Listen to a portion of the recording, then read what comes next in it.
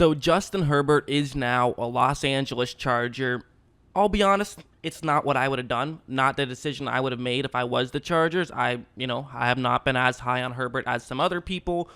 I made a whole video about it earlier, but you know what? I'm not just going to be negative. I'm going to actually talk about the positives in this video and talk about why I could be wrong and why Herbert actually might still be a very good player. Because, it's all a guess. I don't feel like I definitively can say anything. I'm just taking educated guesses. That's all the draft is. That's what, anyone from the media to a fan to the people actually making the picks are doing. You never know. And so I'll talk about the positives and we'll sort of get into what maybe I could be wrong about and what he could actually do well, because he does do some things very well in college. I don't think that he's a mess by any means. I think he actually has a lot of talent. And so I could just keep talking about it, but instead, let's just get into it and let's jump into the film study. One thing interesting about Herbert is that he isn't just someone who can throw the football. He is somebody who is a great athlete. He can run with the football, and I do think that there is some value there. I think that, you can definitely see him running some RPOs in the NFL level. Definitely, without a doubt. We'll take a look at this play, for example, where that's what's going to happen. It's going to be an option play right here where he could hand it off to his halfback, or he could keep it out and run to the bottom half of the screen. Those are his two options on this play. It's simply all going to come down to which direction the edge rusher decides to cover, which gap is he going to cover up. Is he going to make sure that he covers up where the halfback is going to be running or where the quarterback is going to be running? And he is going to try to make sure that he stops a running play with the halfback.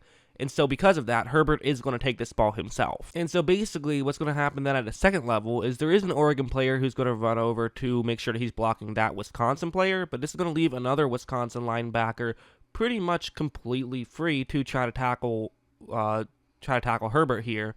Now, the advantage that Herbert has is that he could potentially get fooled. He could think this is going to be a running play. He could move out to the middle of the field as well.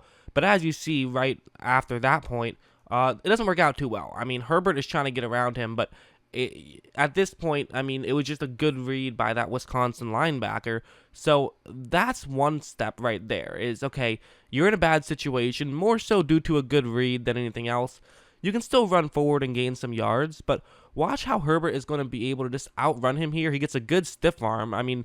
That looks sort of Taysom Hill-like right there, and he's able to get into the end zone for a touchdown. It's having just that quick couple of steps got him in position to be able to pull off that stiff arm. If he just ran at a normal speed, the way you see most quarterbacks run, they're getting tackled behind the line of scrimmage, and he turned a play like that into a touchdown, and I do think that matters. Obviously, the most important thing in a quarterback is how well do you throw the ball, but having that extra advantage can really help you, especially because you just do it a couple of times, and then every time you run the ball, when you give it to your halfback, now an edge rusher is looking over, making sure that he's protecting a potential quarterback keeper, and when you do that, it makes it so much easier for the halfback to run, because you basically get a free blocker just with the idea that maybe Herbert is running the ball. So there is a huge advantage in that, and if teams have him do those types of things, which I suspect they might, it could really work out for them. This play was also a fun play where what's going to happen is that it's going to be cover 3 zone that Oregon is going up against, and it's actually going to get a little bit creative where it is going to be a handoff, but then the halfback is going to lateral it back to the wide receiver right over there, and then what's going to happen is the receiver will then toss it over to Herbert. Herbert's then going to try to throw it deep down the field. It's almost like an even more complicated flea flicker type situation going on right now. Some fun stuff, interesting play call, and these types of play calls are always fun to break down, the more creative ones without a doubt. But anyways, right when the ball is snapped, it's going to work out pretty well. Herbert is going to throw the ball deep down the field, and you notice that receiver is open. So, pretty good play call, but that's not really why I'm showing this play. Yes, it was a good play call. Yes, it did work out very well. It was well executed by everybody on the field. But watch this throw. That's just a perfect throw. Yes, there was plenty of separation, but he didn't need really much of any separation to make that throw. It was just a very accurate throw deep down the field. My biggest problem with Herbert is his accuracy, but you know what? When he connects on one, he can connect on one 50 yards down the field, which is kind of the advantage to taking him as opposed to taking somebody else, is that he does have that big arm. He can throw the ball downfield. He also will do a pretty good job of just putting a ball in a place where a receiver can make the catch. My biggest concern about Herbert that I talked about in my last video was simply with the fact that I just feel like more often than not, when he has to make a tough throw, he does not make that tough throw. And that is kind of true, actually, but at the same time, he does do a pretty good job of putting his receivers in a position where they can make a catch. Where in today's NFL, receivers are so good, and the rules are shifted so much to the receivers that can actually be a pretty good thing. This is an example of what I'm talking about, where it's a cover 3 zone, and what Oregon is going to do here is they're going to have that receiver run that route right there. The idea behind this route isn't to try to get open, really, but more so to try to get the Stanford defensive back who's in charge of covering the top third of the screen deep to run further towards the middle of the field, then to have another receiver run that route, and hopefully he gets open.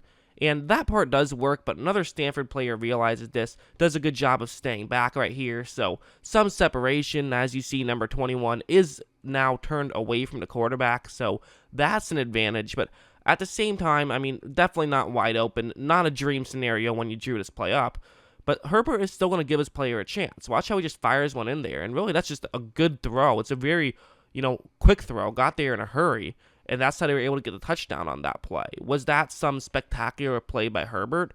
No, I wouldn't say so. I wouldn't say it was a great play by Herbert. It wasn't like he did all of that, but you know what? He did his part, and sometimes that's all you have to do in football. It's not always make these perfect, amazing throws that are spectacular, and there is a very small window, but you still found a way to make it work.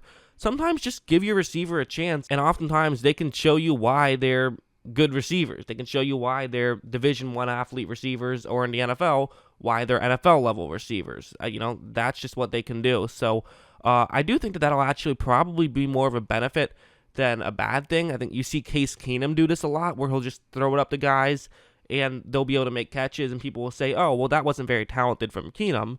And I think Keenum would argue, well, hey, if we're getting a touchdown on a play, then what's the difference? And I also think that just, the fact that he has that big arm, it factors in multiple different ways. Obviously, what people talk about when they talk about a big arm is most people will talk about just down the field type of big arm, which, that's the most obvious way you can think about a big arm.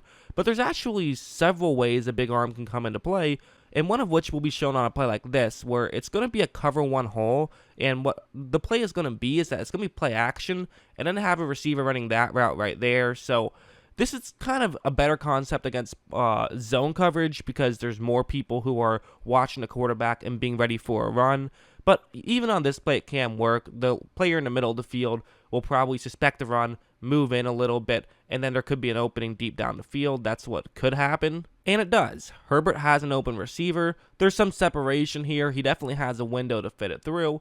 There also is a safety who's deep, though, so he couldn't take forever. He pretty much has to make this throw instantly, and the first thing he does is he doesn't hesitate. I mean, you look at him now, he's already in a throwing motion, but the other thing he does is he's just going to throw a bullet in there.